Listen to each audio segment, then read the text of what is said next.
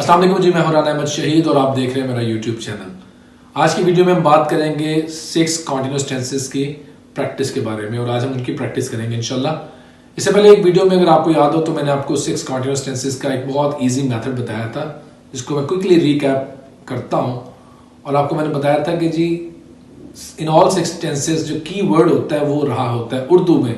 ठीक है, एक बात मैं आपको यहाँ पहले बता दूं कि जरूरी नहीं कि हर ये जो फिक्रा है वो जो हम पहचाने हमने उर्दू में बनाई होती है वो हर जगह पे फिट इन भी करें।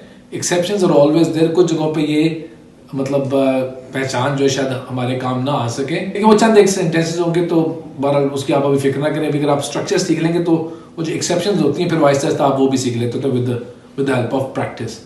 तो 6 कॉन्टिन्यूस टेंसेस में तो की वर्ड था जी रहा का। फिर ऑल 6 कॉन्टिन्यूस टेंसेस में मैंने बताया था कि फर्स्ट फॉर्म आईएनजी का हम इस्तेमाल करते हैं, जिसे प्रेजेंट पार्टिसिपल भी कहते हैं, राइट। इसके अलावा हमने हेल्पिंग वर्ब्स देखे थे कि 6 कॉन्टिन्यूस टेंसेस में कौन से हेल्पिंग वर्ब्स लगते हैं, और हमने इसके साथ ही परफेक्ट कॉन्टिन्यूस जो टेंसेस थे उसमें सिंस और फॉर का यूज देखा था। सिंस का इस्तेमाल मैंने बताया था पॉइंट ऑफ टाइम के लिए और फॉर का इस्तेमाल पीरियड ऑफ टाइम के लिए आपको बताया था। तो अभी हम चलते हैं अपने पहले सेंटेंस की तरफ, और हमारा पहला सेंटेंस है आज का। हमारा पहला सेंटेंस है जी, मेरा भाई हर तरह के हालात में मेरी मदद कर रहा था। अब रहा था, रही थी, रहे थे पास्ट कॉन्टिन्यूस टेंस है। इसमें टाइम चूंकि नहीं दिया गया तो सिंपल पास्ट कॉन्टिन्यूस टेंस है। My brother was helping me, my brother was supporting me through thick and thin. जब हमने बात करनी होती है हर तरह के हालात की तो उसमें आप कहते हैं through in every kind of situation आप कहते हैं, तो सिंपल एक्सप्रेशन है। और एक ईडियम हम यूज करते होते हैं थ्रू थिक एंड थिन, मतलब अच्छे बुरे हालात में। तो सेंटेंस बनेगा my brother was supporting me through thick and thin, या आप कहते हैं my brother was supporting me in every kind of situation. हमारा सेंटेंस नंबर 2 है, वो बिला वजह हम पर तनकीद कर रहे हैं। अब कर रहे हैं प्रेजेंट कॉन्टिन्यूस टेंस हो जाएगा, टाइम अगेन इसमें नहीं दिया गया तो ये प्रेजेंट कॉन्टिन्यूस टेंस का एक सिंपल सेंटेंस है। वो बिला वजह हम पर तनकीद कर रहे हैं, they are criticising us without any reason. बिला वजह के लिए विदाउट एनी रीजन का हम इस्तेमाल करते हैं, या फिर आप कहते हैं for nothing. they are criticizing us without any reason, या आप कहते हैं they are criticizing us for nothing। हमारा थर्ड सेंटेंस है जी, लोग गुज़श्ता कई सालों से गुर्बत और पसमानदगी से लड़ रहे हैं। अब लड़ रहे हैं प्रेजेंट कॉन्टिन्यूस टेंस से, लेकिन चूंकि इसमें टाइम मेंशन कर देंगे गुज़श्ता कई सालों से, तो ये प्रेजेंट कॉन्टिन्यूस की वजह हम चले जाएंगे प्रेजेंट परफेक्ट कॉन्टिन्यूस टेंस पे। और अब हमें देखना है कि सेंस और फॉर्म में से हम क्या लगाएंगे। तो चूंकि इसमें टाइम के बारे में बताया गया गुज़श्ता कई सालों से, जो हमें starting point of the action के बारे में नहीं बता रहा, तो हम फॉर का इस्तेमाल करेंगे। तो people have been fighting against poverty and backwardness for the last many years. People have been fighting against poverty and backwardness for the last many years.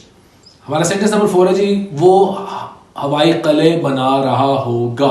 अब वो हवाई कले बना रहा होगा रही होगी फ्यूचर कॉन्टिन्यूस टेंस है। He will be building castles in the air. Shall be will be का इस्तेमाल होगा और आगे फर्स्ट फॉर्म आईएनजी लगेगी, फ्यूचर कॉन्टिन्यूस टेंस था। शेल आई और वी के साथ लगेगा, बाकी सबके साथ विल लगेगा। और जब फिक्री में आपने जोर देना हो, ताकीद करनी, तो शेल और विल को आपस में इंटरचेंज कर लेते होते हैं। कुछ लोगों को मैंने बहुत से लोगों सुना कहते हैं जी शेल का इस्तेमाल खत्म हो गया। ऐसी कोई बात नहीं है, अभी भी आई और वी के साथ हम शेल का इस्तेमाल करते हैं। वो चूंकि स्पोकन इंग्लिश में लोग आयल कहते हैं, आई शेल को की short form contracted form use करते हैं आयल, तो कुछ सुनने वाले समझते हैं कि आयल से शायद मुराद वो आई विल कह रहा है, तो समझते हैं शेल खत्म हो गया। ये गलत बात है।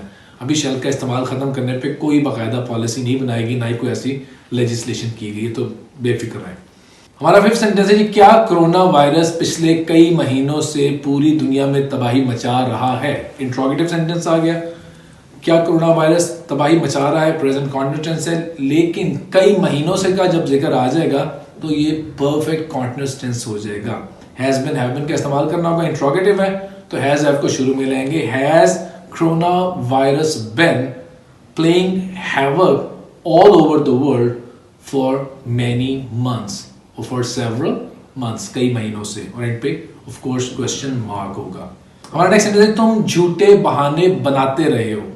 अब इसमें टाइम नहीं दिया गया, लेकिन बनाते रहे हो ये शो कर रहा है कि इसमें एक कॉन्टिन्यूटी है, एक एक्शन की पास्ट में शुरू हुआ था, यानी पास्ट में भी झूठे बहाने बनाता था और अब भी बनाता है ये शख्स, तो ऐसे सेंटेंस को भी हम परफेक्ट कॉन्टिन्यूस में लेके जाते हैं। और आपको मैंने बताया था कि उर्दू के हिसाब आसानी के लिए आपके लिए कि अगर ता रहा है, ती रही है, ते रहे हैं, फेरे के एंड पे आ जाए तो उसमें चाहे टाइम ना भी दिया गया हो तो ये फिर भी परफेक्ट कॉन्टिन्यूस का ही फिक्रा कंसीडर किया जाता है। तुम झूठे बहाने बनाते रहे हो। अगर फिक्रा होता तुम झूठे बहाने बना रहे हो तो होगा you are making lame excuses. इसका मतलब तुम इस वक्त झूठे बहाने बना रहे हो। बहाने बनाते रहे हो मतलब पास्ट में भी बनाते थे और अब भी बना रहे हो, तो इसके लिए हम कहेंगे you have been making lame excuses. हमारा 7th सेंटेंस है जी, वो बड़े जोशो खरोश से अपने स्कूल में यौम सफाई मना रहे थे। अच्छा, ये मैंने एक चीज नोटिस की है, कोई दिन मनाने के लिए ना अक्सर स्टूडेंट्स वर्ड सेलिब्रेट का यूज करते होते हैं, और वो चाहे किसी की बरसी मनाना हो तो बरसी मनाने के लिए हम सेलिब्रेट का वर्ड यूज नहीं कर सकते। यौम सफाई के लिए भी ये कोई सेलिब्रेशन नहीं है। ऐसे दिनों को जो संजीदा दिन होते हैं कोई, उनके लिए हम वर्ड यूज करते हैं ऑब्जर्व का। सेलिब्रेशन तो होती है जैसे आप कोई खुशी का दिन मना रहे हो, कोई त्यौहार मना रहे हो। तो हमारा फिक्रा था कि वो बड़े जोशो खरोश से अपने स्कूल में यौम सफाई मना रहे थे। फिक्रा बनेगा जी, दे वर observing a cleanliness day in their school with great enthusiasm। जोश खरोश के लिए आप enthusiasm का वर्ड यूज कर सकते हैं, with great excitement कह सकते हैं, with great zeal and zest का भी आप इस्तेमाल इसके लिए कर सकते हैं। वोकैबुलरी पे आपने खास तौर पे तवज्जो देनी है, इससे आपकी इंग्लिश लैंग्वेज स्किल्स जो है वो काफी ज्यादा इंप्रूव होंगी। हमारा नेक्स्ट सेंटेंस जी, वो कई दिनों से सर्दी की वजह से छींके मार रहा था। अब छींके मार रहा था, अब रहा था रही थी शो कर रहा है पास्ट कॉन्टिन्यूस टेंस को, लेकिन कई दिनों से जब आ गया तो ये पास्ट परफेक्ट कॉन्टिन्यूस टेंस हो जाएगा। इसमें चूंकि starting point of the action नहीं दिया गया, हम फॉर का इस्तेमाल करेंगे। He had been sneezing because of cold, कई महीनों से, कई दिनों से, for many days, for several days. हमारा 10th सेंटेंस है जी, हमारे मुहिब्बे वतन लोग 1947 से इस मुल्क के लिए जाने कुर्बान करते रहे हैं। हमारे मुहिब्बे वतन, अब 1947 टाइम आ गया, ये प्रेजेंट परफेक्ट कॉन्टिन्यूस टेंस है जी। Our patriotic people have been laying down their lives, या फिर आप कहते हैं sacrificing their lives for this country since 1947। 1947 से अब starting point of the action दे देंगे तो हम सिंस का इस्तेमाल करेंगे। और patriotic people have been sacrificing their lives and laying down their lives for this country since 1947। हमारा 11th सेंटेंस जी, मैं बड़ी बेताबी से आपसे मिलने का इंतजार कर रहा हूँ। I am looking forward to meeting you.